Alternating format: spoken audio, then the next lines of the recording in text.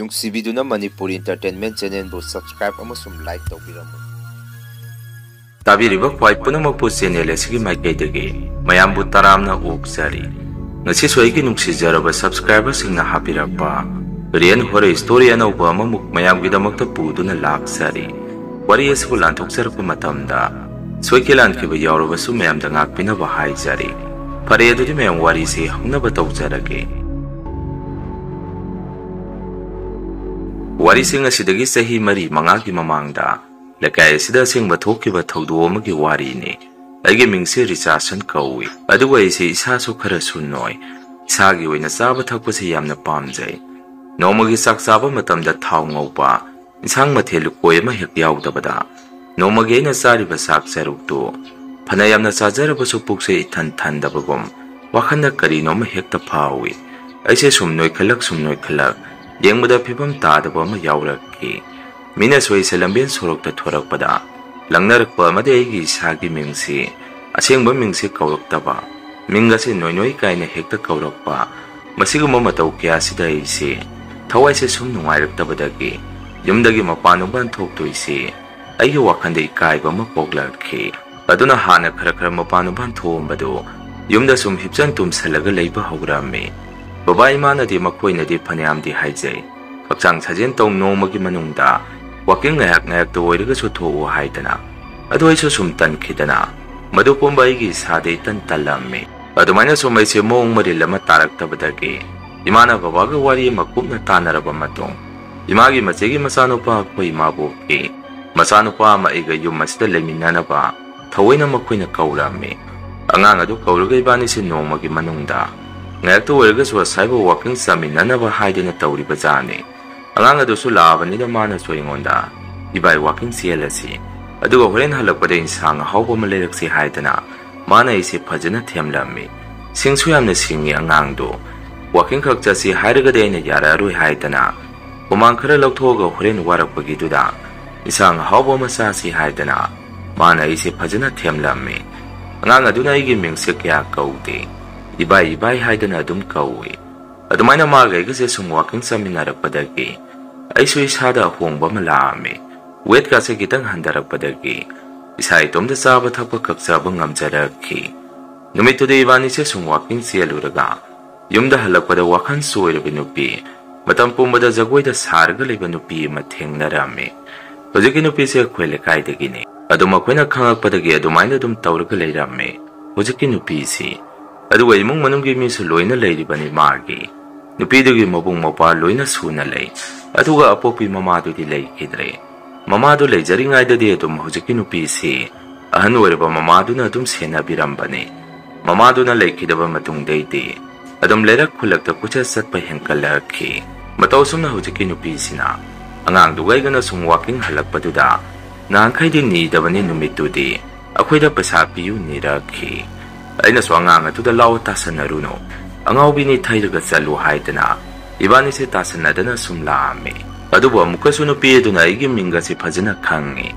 Richardson ꯄꯩꯁꯥ ꯄꯤꯔꯝꯃꯨ ꯍꯥꯏꯗꯅ ꯖꯒꯣꯏ ꯁꯥꯔꯒ ꯏꯟꯅꯔꯛꯈꯤ꯫ ꯃꯇꯝ ꯑꯗꯨꯗ ꯑꯩꯁꯨ ꯃꯁꯤꯗꯤ ꯌꯥꯔꯔꯣꯏ ꯍꯥꯏꯗꯅ ꯄꯩꯁꯥ ꯈꯔ ꯄꯤꯔꯝꯒꯦ ꯇꯧꯔꯛꯄꯗ ꯑꯩꯒꯤ ꯃꯅꯤ ꯕꯦꯒ ꯑꯗꯨ ꯅꯨꯃꯤꯠꯇꯨꯗꯤ ꯑꯩꯁꯦ ꯀꯥꯎꯗꯅ ꯄꯨꯔꯛꯑꯝꯗꯦ꯫ ꯃꯗꯨꯗ ꯑꯩꯅ "ꯏꯍꯦ, ꯄꯩꯁꯥ ꯌꯥꯎꯔꯝꯗ꯭ꯔꯦ, ꯍꯌꯦꯡ ꯊꯦꯡꯅꯕꯗ ꯅꯪꯒꯤ ꯄꯩꯁꯥꯗꯨ ꯄꯤꯔꯒꯦ, ꯇꯨ ꯑꯩꯒꯤ ꯕꯦꯒ ꯄꯨꯔꯛꯑꯝꯗ꯭ꯔꯦ" ꯍꯥꯏꯔꯝꯃꯤ꯫ ꯅꯨꯄꯤ ꯑꯗꯨꯅ ꯑꯃꯨꯛ "ꯌꯥꯔꯣꯏ, ꯅꯪ ꯅꯆꯤꯟ ꯊꯤꯔꯤꯅꯤ, ꯄꯩꯁꯥꯗꯨ ꯄꯤꯔꯝꯒꯗꯕꯅꯤ" ꯍꯥꯏꯔꯛꯏ꯫ ꯑꯩꯁꯨ ꯃꯥꯒꯤ ꯃꯑꯣꯡ ꯃꯇꯧ ꯑꯗꯨꯗ "ꯍꯥꯏ, ꯁꯤꯗꯤ ꯀꯝꯗꯧꯅꯤ? ꯃꯨꯡꯆꯥ, ꯅꯪꯒꯤꯕꯨ ꯂꯨꯄꯥ 10 ꯆꯞꯄꯤꯒꯨꯝꯕ ꯌꯥꯎꯕ꯭ꯔꯣ? ꯌꯥꯎꯔꯒꯗꯤ ꯈꯔ ꯄꯤꯕꯤꯔꯝꯃꯨ, ꯑꯩ ꯕꯦꯒ ꯌꯥꯎꯔꯛꯑꯝꯗ꯭ꯔꯦ ꯉꯁꯤꯗꯤ." ꯑꯉꯥꯡꯗꯨꯅ ꯑꯃꯨꯛ "ꯏꯕꯥꯏ, ꯑꯩꯒꯤꯁꯨ ꯄꯨꯔꯛꯇ꯭ꯔꯦ ꯉꯁꯤꯗꯤ, ꯑꯗꯣ ꯏꯕꯥꯏ ꯀꯟꯅ ꯆꯦꯟꯈ꯭ꯔꯁꯤ, ꯃꯥ ꯇꯥꯟꯅꯕ ꯉꯝꯗꯅꯕ, ꯑꯗꯨꯝ ꯃꯁꯥꯏꯗ ꯂꯩꯖꯍꯧꯔꯁꯅꯤ" ꯍꯥꯏꯔꯛꯏ꯫ ꯑꯩꯅꯁꯨ "ꯈꯪꯗꯦꯅꯦ, ꯑꯗꯨꯃꯥꯏꯅ ꯇꯧꯔꯁꯤꯔꯣ?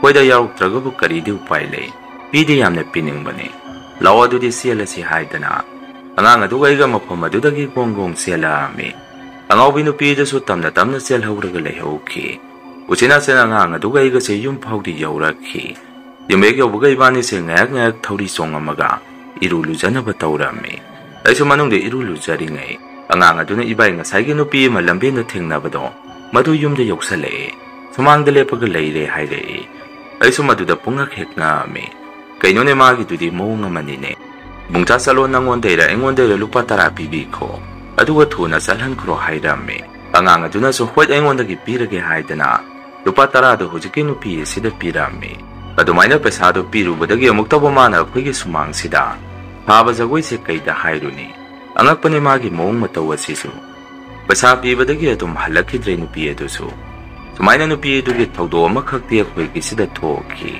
makha tarakpada suangang aduga aiga walking halakpa khuding karai deno khangde lambel aduda hekta chen thorakduna pesa piramo haiduna hekta tanare akhoi suma thengnani khanbada tallabane magi dama adu mangang aduga igana lupa 10 de dum nungti gi purga sallabane aduba numitu di walking halakpada inaw nupa aduna ibai ngaside tan saningi tan namna saningi saki si haide aina sunang saningi ro phare law adudi asigi hotel se ubada saningakpa oirini asigi tan si haubane kobi saka tawraga yamna haubane matamdu da aina yamna noiringai duda asigi hotel asidagi tan se tomdana nongmagi lupa yankai humpugi adum saramini maduda suwaisi noira bazane law changru se haidana ngang aduga aiga puna hotel aduda sangame kona tando saba loirakpada wakhan soiraba nupidu khara lapingai dagi akhoi se mana amuk puthoki maduda mase akhoi ubaduda chensalame aina swangang aduda kamaina tongni akhoi de mangonda pinaba lupa 10 punarakpadu talloina chathoknakre ahenba pesa somata yaudre ibani sian krasira hairame angang aduda muk yaribai nukti gi mangonda pesa hunba ngampote adum leite haigo aitan chasalubagi pukse tang thangkali chenbaga ngamoi haire adumaina angang aduga iga sungwari sanabaduda hotel phambi ine duna tarba male akhoi da sumna haire ibungo kari haiba nangi namingdo risas haibra nangi namingse akhoi de kauba haitene aduna noinoi adum kaurage yengo ibungo noinoi nangna nukti gi pesa piba tamubagini mana noi hek ubada kwetan tanarisi amuktang bo piba haukradi yadabane aigi hotel sida su nukti gi ayuktana tan sage haido numidang wairamdana sabora kangau sage haidana hekta sangai madu abokti pizate nungsidabagi sunate madu hainabi lamdam narakani tawbagini tawsu tawkrabani nongma mi atopa lekaidagi sida numidang wairamgi sabora thakpa laksabadu masu sage haidana aina khara hek pizarure magi sarukto chathopa loiraga migida mukpiu nirui adu kaisu khandaba mi nadi kaisumpudi hairamde tawbudabu asigumase hainadaba mi nadi aigi hotel asta anirak changningo oitoribani aduna abokti asi sai dana taleni kaidobugi noidi pesa piba tamurino haire aide hujike hanubido magi noinoi korokpa wahi aduda aide saungning khrabani aduna ina sumna khummi abo sinupi se yumda phokchanga khrabani hek bihautabada dugi sumnungai te haidana lupa 10 sumpi bibagi wani ode koina ma thingnabasida pesa do pihautrabadi yumda samsalak toini ado aboki sida nomagi talama mamdi pizaba yai kaino talama pizabada aboki hotensi karisu tumoi haidana phagi oina aina haladuda dumna hairame hoten phambi haladuna muk he ai madu ngamoy nare leibanoi leiraga pizagedi yai khumai wakhan suwarabi nupi du sokhoi gi nakte yausalakhi aduga pesa piyu nirame angang aduga iga sungai hak munde yengnarame aduga ina ngasidi pesa yaroktre nangonda pinaba hayeng oina pirage tu asaita chaliba myoi singa sidagi so kharaniyu akhoi daita lauranu hairame wakhan soirabi nupi du su numitu di gyanam na tai adumaina hairubudagi hotel adu sangaga tan sage hairame hotel phami hanubi duna su karai dagi tanone sakro chalo haidana tanthoraki hotel adu dagi amuk thorakduna mase lambe na chatpa myoi singdagi paisa do mukni salame maduda su lambe adu da chalipa myoi singa duna su nupi duda thina saibirami aduga gari karamana sumana gari mamangda chensalubadu kitang waisan birami adumaina sum tawbudu da isumi kaubanina lakai dagi ga oire masak su khangbagum taw aisu nungai taba ma poami wakhanda su ngasai tandu lupa yankai tangi lauraga tandu chaba lepangwadabani ngai ko madu natragana sigi hanubi sigi hotel asidagi tan sotpiramage yabu yaraktoi jara sibu haidana aise wakhalama sung khalami akhoi gi nakta muk changsalaga paisa de niraktre yaroktre haikibaduda masinda sakla me lame solami aisu maduda hera hairagadi yengage haidana hotel phamiba hanubi aduda abong asidi tallupa kuntangi sosage horen ima thualaga singange hairame hanubi aduna muk nangi do noi sana ba mande asise pizage hairiro hangai aina mo hoyene gari na so kara thengjan birame nungai tre saklame so hai kuntangi tando piro o hairame maduda hanubi do mi khara lakpaduda mi gi hana tando tamaga leirame aiso khoi gi do ko na tamna tamakhini khanna sumanga aduga phana koina hotel mamang aduda aise lepaga leirame wakan choibi nupi duda sung hek ngairo tan pirani haidena masung na hellam adubu angak pani ahan weraga sumabuk chen bu piaga di upai leite haiduni phana koina punghaya mamuk ngairabadu akhoi gi tando suktam tamakte ai sumagi do kaw khrbazara haidena abok kaino nga saide gi ngairi piro tando lupa kungi aiso college amuk ka doini thenge hairamme aina dumna hairubudu da hanubi adu tasen daba sarga mamong nupi kautho amaga manungda sangkhibadagi sukthok thorakte wakan soiribi nupi de chutan ngairi ni haidana adaida taba amon akai mi gi tan sarambage seda tan makku khara yawbadu madu khulaga saduna ina tan pige haibaduda masu ngairga lekjarame hanubi du gi mong mataw duda isodum khangba ngamki dallado solanindre haibasi aiga lakminariba ngang aduna suibai law salase oireroi haidana tapna haire aise numito karigino khangde thamoi sida yamna nungai taba ma poame nan khaide du khangna nungai taba si pok tabani aisu upai le tabadagi wakan soirbi mongonda wa mata hairamde angang aduga adum tumina mafam adudagi thorai wakan soirbi nupi du swadai da taba amod akai singadu khunduna sarga lehauki laptangna koina satkhibaduda su amumuk yamna nungai tana jenga lehauki imabuki masanupa aduna su ibaina khoya saisi pura mawong amani tallupa kungi sotke haibada pho piningde adu hairuragadi khoya daidudi siguma sidi kari su khannade nungsi kidre hujike hanubi do haire madudaidi wabu kari mata ngangdre sauningbaga nungai tabaga isa tumina dum aisa yumda dum sangame yum hek yobaga ima daine ima hotel phambi asigi hanubi do maming do ai kaure sauragade de hekta kawgalli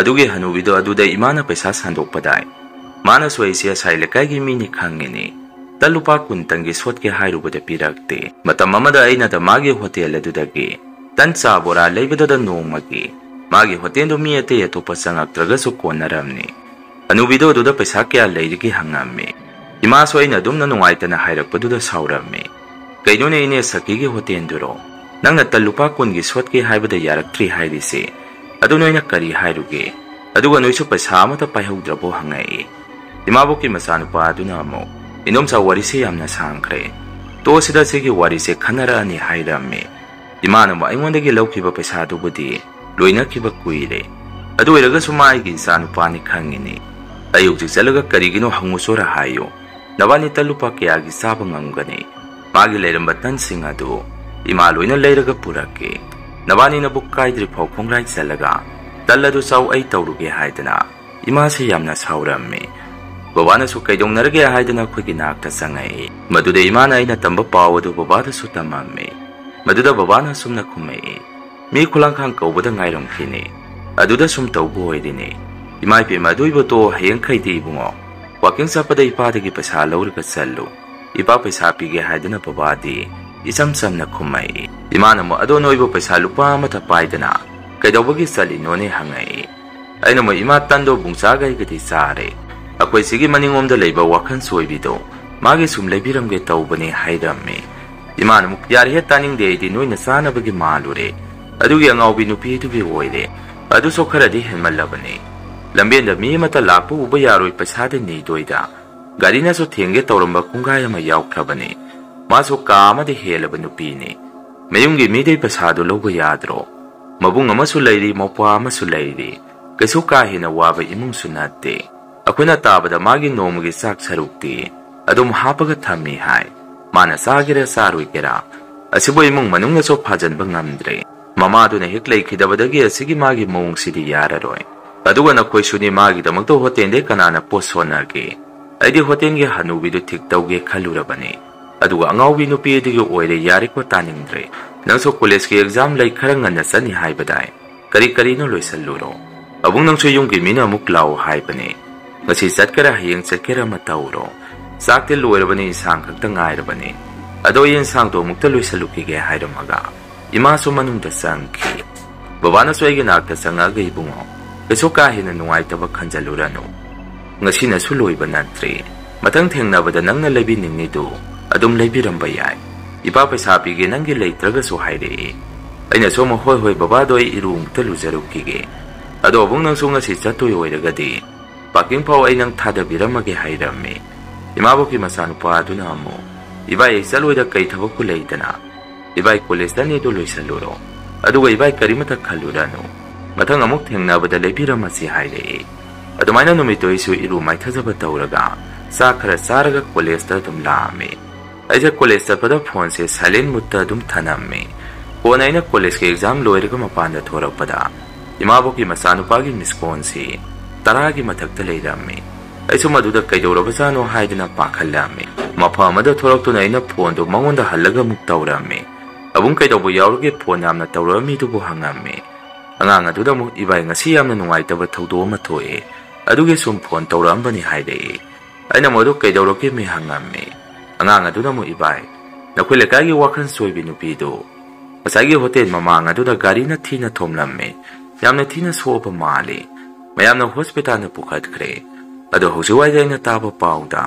lekhidre haibra kari noma so hainai ado ibai eso hanadi kari su khalamdabane ado eso ngasai ibani na tan pizani tauraga pijaram dabudu da hujikta isu nungairaktre haide khangaude isu khudaktuda mitagi pisi sentharakhi aduga phol adu kamta haidana dum kakthalame aigi misida swatai thaudokte mata ude mana ngasai na tan pizani haikibaduda pijaram dana ina lakpaduda laptangna mana amotpadu khunduna saraga aingonda amumuk yengakibadu maduda aigi misida dum urga leikhi aisa college dai halaga thaba masu chatkadaba leibane adu boise thawai nungai mandabadagi yumlomda dum gari thawurga halame lamien sorokta sumi singse karisu hainaramde maramde angaubi nupi mana sibubu haidana karisu khanadraba mali hotel mapa daiduda suaina yumda sangdringai mafam adomda ngahak thaujalame hotel adudi ngalibaira khangde thong lolaga leirame adaida lakpa lekai mioi singda aina warido hangubada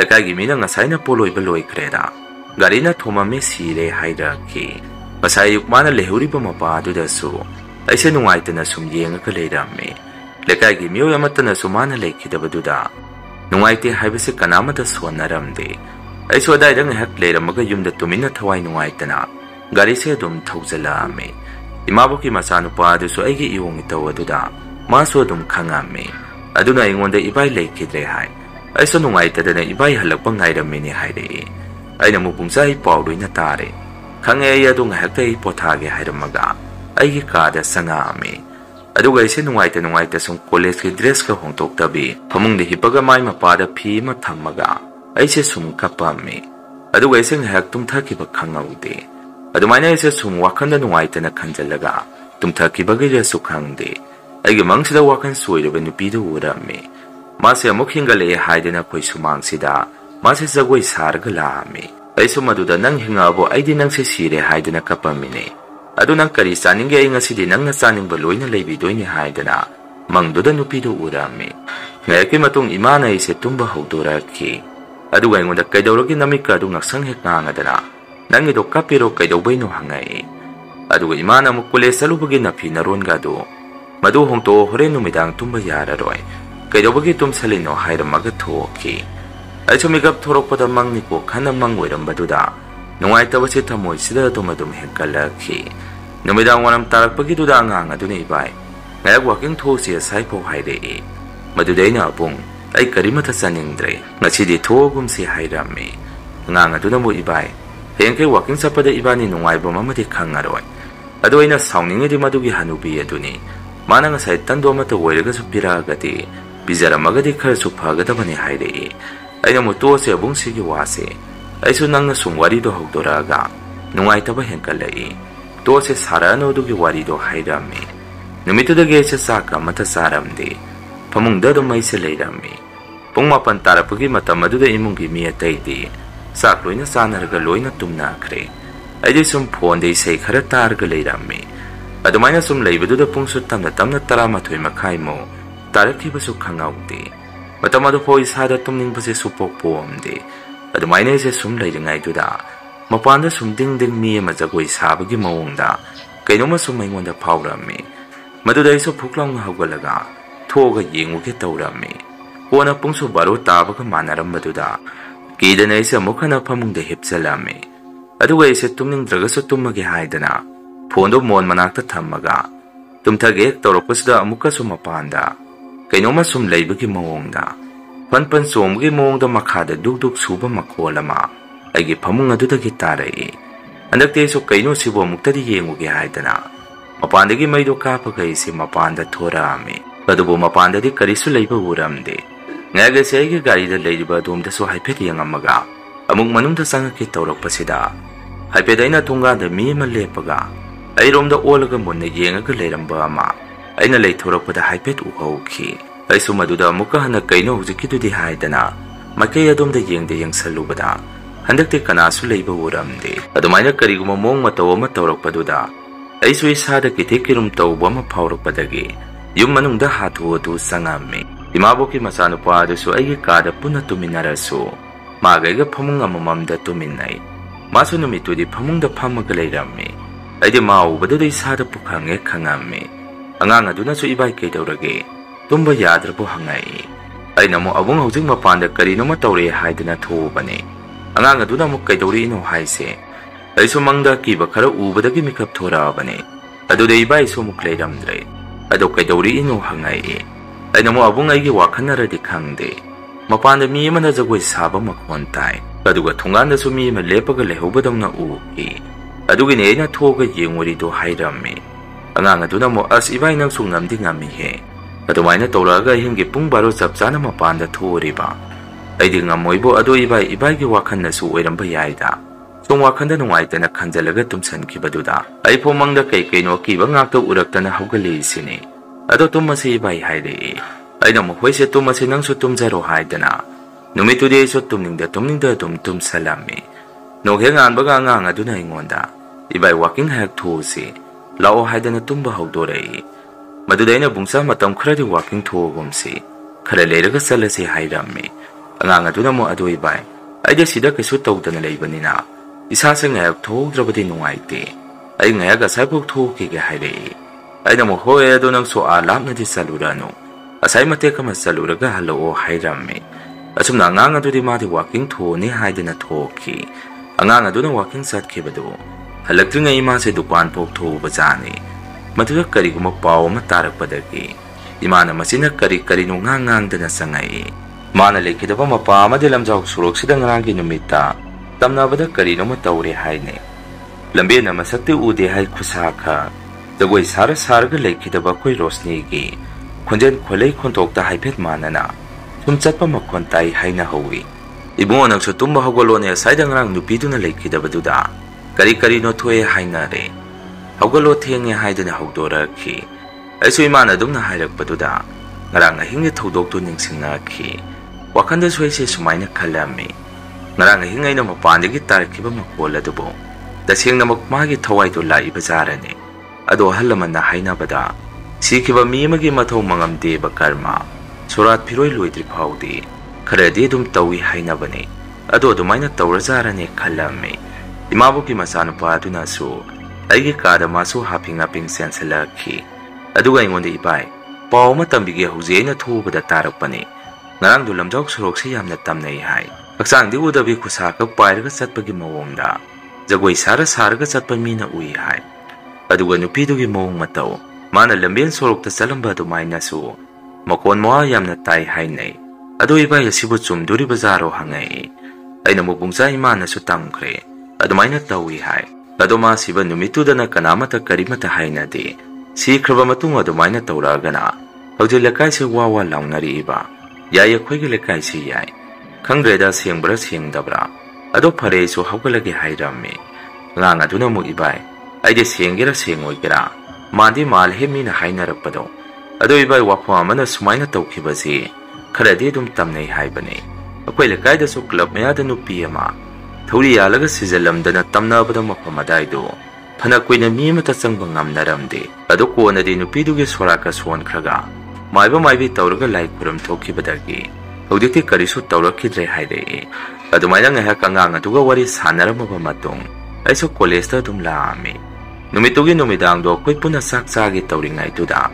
Ako'y yunggi maning thong si nuksi chusit panati. Masama tomda mi masangak patong na. Maning thong si tamna hangtok saray. Maduda ako'y sumun na ngahag yang narami. Aduga wadi matangang naramdi. Imana su kaino na sayok sa labazara. Kaino thong si masama tomda hangtok saray sina. Asum na imana hayday. Maduda babana taning di ko nang nangangito. Apabawa natin ang nahay dito. Nakoy na thong silon ba siya tabagi ni Hayrami. Ngayaki matung abuk maning thong dumasama tomda. Tamna muk kumjanjaki. Handak ti babaso kari kalabano kangdi. Sakzara madu puklaw na hawgalaga. Thong mapado da sangsanki. Aduga thong ado hangto hangjin babani yangami. Numitugi numidang pungtayang pamata maduda su. Sumangda miya man na sumtong mapanba makonsi. Handak ti akoy mong manong pun na tarami. Babana mapanda thuga yengubada su. Kanaso mo hekta layramdi. Aduga aigi mangsida su wakan suwayra binupido. Aigi mangsida toy na urami. Yung masida nata na lerak lamjawak surok su. Tamna bada lekay gimi mata mapanong man thopang ngam naramdi. At upa lekay gimi na say sida. Numidang power ka lakpada. Patin mapado na nupi mapamamaga layramba. Lepaga layramba dumay na toy na ting narami. Masida nata na kwaidagi kiribadi. Masakti udaba kusaka. Koy pay-payraga zagway sarga salamba matawa sini. Mayam na kwaidagi kinaribasi. Adum lekay mina susum na hay narami. Numitugi eksde na dudalay kidaba wakan suwari binupiye dugi. Matway mamito ni haujik tuwi basi. Mana tauramba ni tiniyomdo. Madu ngakta ni taurisi hay narami. Hoten pambihan ubiye duso. Ida na maso hoten tungdo suwang hangamdi. Mayam na sumahay na badamagi hotel la duso ni hay. Kwaidagi tam naribasi. Sa gilas kasi adong gong ontari hay. Aduga migi sa hiraga tamba gilas kasi makade hekta haidora ki hay. Aduda maso kita na hotendo tongnon salami. Aduga yung masida su karino masun tawrak patiga kuidali ba nga duso. Maso mayimda halage haidar ki. Babana su yung masida tawriba mong matawsi sing narak padagi. Maayba matanarga yangan bada. Maayba duna sumna haidai. Laikidaba nupidugi thawai ni sida hek zangi basi. Kanagumamu unaba lakpani. Aduna koy sidaga toy na sanga ang bro hangay. Maduda baba imana mamangi tan pizak kitaba warido. Makoy sokhang bani na maay baduda warido tamami. Maduda maay baduda ihe adudi madugi woy turi bani. Suraso sondri bani na matway mamito. Asayda koy sa salaga layri bani. Aduda tawri ni paredo sumay na tawro. Tando numidang angangs na karimata sadri ngay. Tunganda tadolo adu wairagadi. Karaso para ni hayday. Adumay na harap padigi numidang ay kamta sadri ngay. Tando kara layraga tunganda taduwami. Matamado da tungda kubak pura-puraga. Sumay gimangda kanano masumsad ki. Aduga miya man na hay sabada. Zinda tiktak tawudo dumay na su. Tando man na sada sabagi mong da tawramaga sumsat kiba makuwansi. Ay na mitway salingay sumtarami. Patumay na taw kibadagay gimang hada amadi yung masda tamnarma kayado paki. Tawudo suras honda loy kagasu. Lamjawak surok amadi mana accident hokiba. Papaday do di adum haujiksu. Manin kara nairiga dum layri. Hotel adusu kibadagi thong swang hangamdre. Masini mayam ngasigi riyan hore story. Matangi wari tagalapada mayam punamuk teng narasi. Masigiri mayam dagi kaina nababiday lawjari.